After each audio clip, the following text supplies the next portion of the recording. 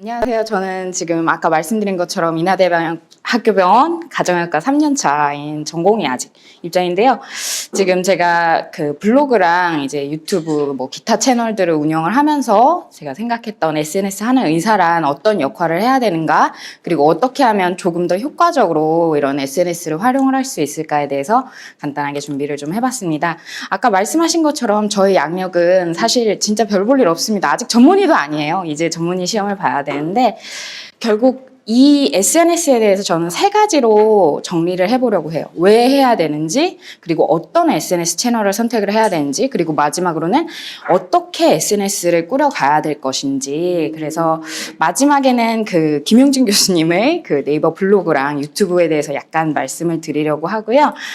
일단 왜 SNS를 해야 할까라고 질문을 드릴 때, 제가 원래 이 강의를 그 가정의학과 전공인들만은 아니지만 어쨌든 가정의학과 학회에서 했었는데, 그때 말씀드렸던 내용은 나를 믿게 하기 위해서라고 사실 말씀을 드렸어요. 저는 이 앞서 말씀드렸던 의사로서의 양력보다는 제가 블로그를 꾸준히 해오면서 책 출판, 뭐 TV, 뭐 잡지, 뭐 이런 거를 계속 해왔던 게 결국에는 전부 다 블로그에서 나왔거든요. 제가 2012년부터 블로그는 꾸준히 해왔고, 그리고 올해부터 이제 유튜브로도 넘어가게 됐는데, 결국 이런 채널들을 통해서 나를 노출을 시켰을 때 결국 사람들이 저에 대해서 이제 뭐 퍼스널 브랜딩이 되는 것도 있고, 그리고 결국 조금 더 신뢰감이 가기 시작을 하는 거죠. 사실 제가 처음 블로그 시작한 거는 아주 단순한 이유.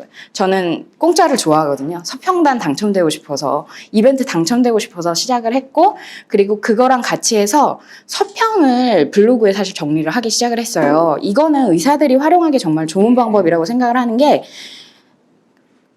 봤던 논문들 기억나세요? 다? 안 나잖아요. 그래서 논문 같은 것도 읽고 나서 제목이랑 간단하게 정리해서 한글 조금 몇 개 넣어가지고 넣어놓으면 검색이 돼요. 내 블로그에서. 제가 서평을 남겼던 이유 자체도 이 책을 읽고 나서 기억이 안 나요. 뭔가 이런 내용이 있었던 책이 있었던 것 같은데, 근데 그걸 한글 파일로 처음에 해놨더니 검색을 못하는 거죠. 하나하나 들어가서 확인을 하지 않는 한. 근데 블로그에 남기면 바로바로 그냥 그 단어 하나 넣으면 강아지가 나왔던 것 같은데? 라고 하면 그 책을 찾을 수 있고, 마찬가지로 논문 역시 공부를 하시면서 내 대신이라고 생각하고 블로그를 활용하는 것도 굉장히 좋으시고요. 그 다음에 제가 책을 내게 된 거는 이제 책을 내고 싶다고 생각하는 방향으로 블로그를 운영을 하기 시작을 했어요. 처음에는 이제 당첨을 위해서 했지만, 그 다음에는 저에 대한 책을 내고 싶다라고 해서 저 혼자 목차를 정해서 쭉 쓰기 시작을 했거든요. 한 꼭지씩. 그렇게 하나씩 쓰다 보니까 사람들이 전혀 안 읽다가, 게다가 하나의 어떻게 보면 주제로 꾸준히 글을 쓰다 보니까 사람들이 읽기 시작하고, 또 출판사에서도, 저희 의사잖아요. 의사라는 건 언제나 메리트가 있습니다. 그래서 출판사에서도 이제 제의가 오게 되고 그랬는데요.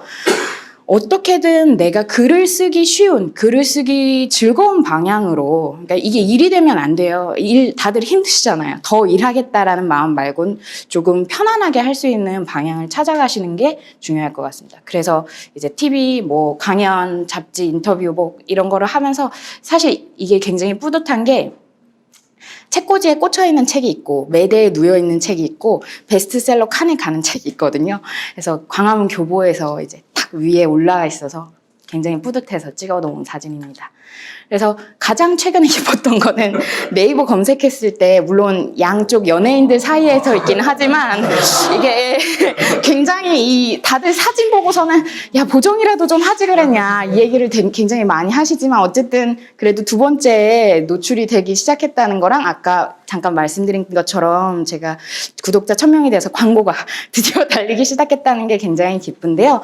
결국 사실 저는 트렌드 이런 거 신경 쓰지 않습니다. 트렌드 이런 거 따라가지 않고 제가 하고 싶은 걸 하고 있기 때문에 조금 더디긴 한데, 저는 물량이 많거든요. 그래서 뒤에도 말씀드리겠지만 저를 따라 하시는 건 절대 비추해요.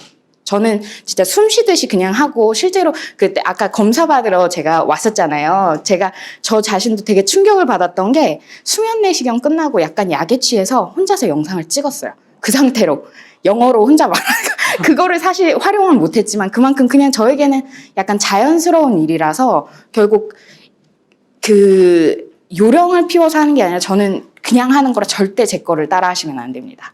그래서 이게 가정의학과 선생님들한테는 말했던 거예요. 네.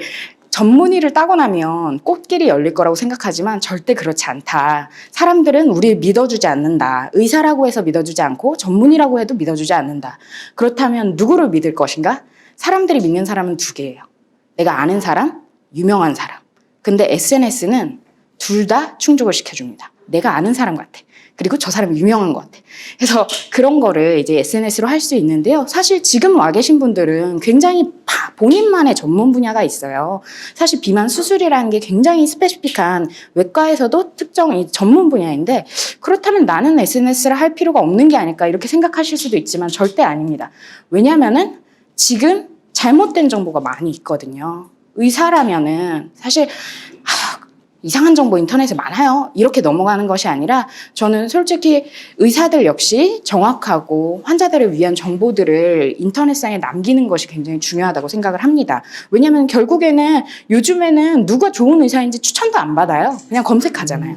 그래서 인터넷에 남기는 것이 중요하고 그리고 사실 저는 이 생각은 꽤 오래전부터 해와서 제가 인턴이 끝나고 그 5년 정도를 밖에서 지냈는데요. 그때 가장 이제 내가 하고 싶은 게 뭘까 생각을 했을 때 저거였어요. 저는 똑똑한 의사가 이제 환자들한테 설명할 때 너무 고도화된 전문 지식이다 보니까 자기는 잘 설명한다고 하는데 환자들은 이해를 못 해요. 그래서 그 중간 다리의 역할을 하고 싶다라고 생각을 해서 계속 이제 블로그로도 글을 쓰고 그리고 뭐 환자 교육 자료도 만들어 보고 이런 과정을 하다가 이제는 아까 말씀하신 것처럼 영상 매체의 시대가 돼가지고 이게 먼저 나오네요. 네, 그래서 그렇게 계속 그 노력을 하고 있고 또 하나는 이제 제가 이번에 그 마드리드 가서 여러 가지 공부를 했는데 계속 머리에 남아있는 게 이 얘기예요. 비만 환자들이 수백만 명의, 우리나라면 수백만 명은 아니겠지만 수백만 명의 비만 환자들이 치료에 접근조차 하지 못하고 치료가 있다는 것도 알지도 못하고 비만 때문에 죽고 있다. 우리는 치료에 대한 연구뿐만 아니라 환자들이 이런 사실을 알게 그리고 또 병원에 올 수 있게 노력을 해야 된다. 이 얘기를 하시는데 그 얘기가 계속 맴돌더라고요. 그래서 그걸 듣고서도 제가 또 간 거예요. 왜냐면은 그때 교수님께서는 사실 그냥 블로그 포스팅 하나 하는 게 어떨까 이렇게 얘기하셨잖아요. 근데 전 안 된다 그랬죠. 제가 검사를 다 받아보고 그거에 대한 후기를 올렸을 때 이게 사람들이 더 많이 필요한 사람들이 찾아갈 거다 말씀을 드렸던 거고 이때부터 조금 더 열심히 그 비만 치료에 대해서 이제 영상도 글도 더 쓰게 되었고요. 이제 아까 말씀드렸던 항목들을 제가 유튜브에서 하고 있는 건데 이쪽이 병원박 의사, 저쪽이 다닥 유연인데요. 병원박 의사는 제가 하고 싶었던 게 그 의사와 환자의 정보 간극을 좀 줄이고 또 의사로서는 정말 당연한 일들인데 환자로서는 오해하는 부분들을 좀 메꿔주고 싶어서 그런 주제로 위주로 조금 정해서 진행을 하고 있고 다이어트 비만에 관해서도 결국 그 오해할 수 있는 부분들 그리고 조금 더 장기적으로 관리가 필요하다는 부분에 대해서 영상을 남기면서 또 스스로의 후기도 같이 이제 남기고 있습니다. 그래서 지금 이런 과정에서 아까 교수님께서 말씀하신 것처럼 후기에 사람들이 움직인다 그랬잖아요. 그래서 그게 저는 이제 아이폰, 요게 굉장히 중요해요. 아이폰이 왜 중요하냐면은 아이폰이 등장을 하고 나서 굉장히 바뀐 게 엄청 많지만 그 중에 하나가 바로 광고입니다. 예전에는 광고 이런 광고였어요. 핸드폰 광고들이 두께가 몇이다, 화질이 몇이다, 해상도가 몇이다 이런 거 위주로 광고를 했다면 이제는 다 이런 거죠. 이걸 막 심지어는 핸드폰도 안 나와요. 이거는 그냥 아이폰으로 촬영한 이미지입니다. 그런 걸로 다 나온단 말이에요. 결국 사람들은 사실 우리가 이렇게 생각하고 싶어요. 우리는 이성으로 움직인다고 생각을 하고 싶지만 실제적으로 내가 구매를 한다거나 아니면 이렇게 뭔가 뭐 병원에 간다던가 이런 거는 결국 감정의 자극을 받았을 때 움직이게 된다는 거죠. 마찬가지예요. 그래서 후기를 보게 되는 것도 사실 이게 안전하냐 아니냐 이런 것도 궁금하지만 그 과정이 어땠을까? 그 과정을 지나면 난 어떤 모습일까? 이런 걸 보고 싶은 거죠. 그래서 사실 이제 좋은 논문들 많잖아요. 좋은 연구 결과 많고 이런 거는 의사들끼리 보면 됩니다. 의사들끼리 보면 되고 네, 의사들끼리 보면 되고 이거를 환자들한테 강조를 해봐야 크게 도움이 되지 않아요. 그렇다면 어떤 것으로 얘기를 해야 될까? 고도비만 수술을 얘기를 하면은 저는 제가 고도비만 수술에 대해서 이제 가장 그 인상 깊었던 거는 그 교수님께서 대한비만학회에서 아마 얘기하셨던 부분일 것 같은데, 제가 만일 수술 하는 교수라고 생각을 하고 만일 영상을 찍는다고 하면 전 이걸 찍을 것 같아요. 제가 그 환자를 보면서 느꼈던 부분을 이제 영상으로 차곡차곡 남길 것 같은데, 그 중에 가장 제가 그 교수님은 그 케이스 발표하듯이 얘기하셨지만, 제가 만약 영상으로 남긴다면, 오늘 3년 전에 수술을 받은 환자분이 진료를 받아 오셨습니다. 그 환자분이 진료실에 들어올 때 사실 좀 긴장이 됐어요. 왜냐면은 목표하던 체중을 도달을 못했거든요. 그래서 이게 사실 들어와서 화를 낼까, 속상해할까, 울지는 않을까 이런 생각을 하면서 걱정을 했는데, 들어올 때 너무 환하게 웃고 있었던 거예요. 그래서 왜 웃고 계실까 이런 생각을 했는데, 알고 보니까 사실 목표했던 체중에는 도달하지 못하셨지만 인슐린 주사로 당뇨를 치료를 하던 거를 이제 먹는 약으로 조절을 할 수 있게 되고, 사실 그 3년 기간 동안 잘 안 되던 임신이 되셔서 아이를 출산을 하고 지금은 아이를 기르고 있거든요. 그래서 사실 체중만을 저희 의사들은 아무래도 그게 수술의 효과를 증명하는 방법이니까 거기에 집중을 하지만, 사실 체중 이상의 것이 있지 않을까 고민하게 되는 하루였습니다. 뭐 이런 식으로 이런 식으로 네네네 이런 식으로. 근데 이게 사실 되게 어려울 것 같지만 어렵지 않거든요. 그냥 왜냐면 외래 계속 보시잖아요. 외래 보시면서 딱 한 가지만 물어보면 돼요.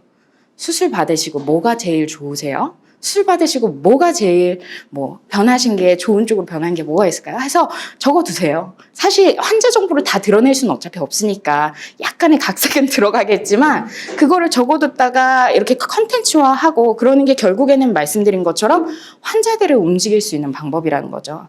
그래서 그렇게 이제 생각을 바꿔야 돼요. 이런 거를 어떻게 쉽게 설명하냐의 문제가 아니에요. 어떤 스토리를 환자들에게 알려주느냐. 어떤 스토리를 사실 이제 불임 말고도 예를 들어 취직이 됐다 이런 것도 다 스토리잖아요. 그런 쪽으로 사실 가장 어떻게 보면 이상적인 거는 환자와 면담을 하는 장면이 이제 영상에 남긴다거나, 그래서 만일 동의하는 환자들이 있다라고 하면은 교수님 얼굴로만 나오게 환자들이 얘기하는 거가 나올 수 있으면 어차피 목소리만 나오는 거니까 그런 부분도 사실 굉장히 활용할 방향은 많다고 생각을 합니다.